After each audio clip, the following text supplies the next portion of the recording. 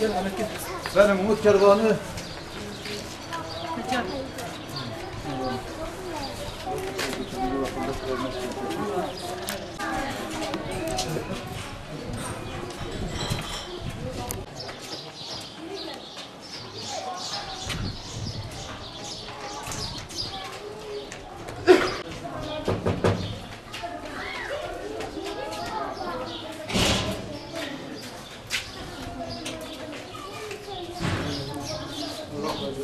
Abla Umut Kervanı.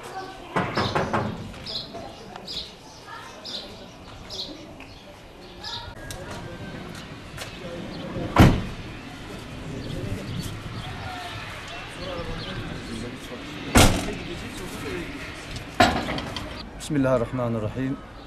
Elhamdülillahi Rabbil alemin. Ve salatu ve selamu ala Resulüne Muhammedin ve ala alihi ve sahbihi ecmaîn. Evet, bugün bir hayırsever bir vatandaşımız bir koyun keserek bize ulaştırdı.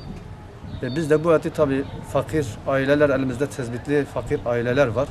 Biz bu ailelere ulaştırdık. Elhamdülillah. Hayırseverlerden de gerçekten bu Ramazan ayında bile yani hem oruçlu olduğumuz kendi nefsimizi tanıyıp da başka insanların aç kalmasından haberimiz oluyor. Daha güzel onları anlayabiliyoruz. Yardımlaşmayı daha en azından bu ayda yapmayı Allah-u Teala kat kat hayrını arttırdığı için daha fazla yapmamız lazımdır. Buradan da halkımızdan, hayırseverlerden bunu istiyoruz. Bize ne kadar ulaşırsalar biz de fakir ve zengin arasındaki bir köprü olarak bu vazifeyi yapıyoruz.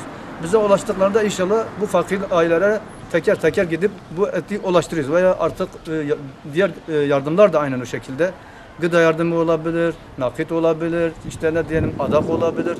Bütün bu şeyler biz sadece bir köprü görevi yapıp fakir ve zengin arasında gelip gidiyoruz. Allah onlardan da razı olsun. Biz de vesile oluyoruz onlara.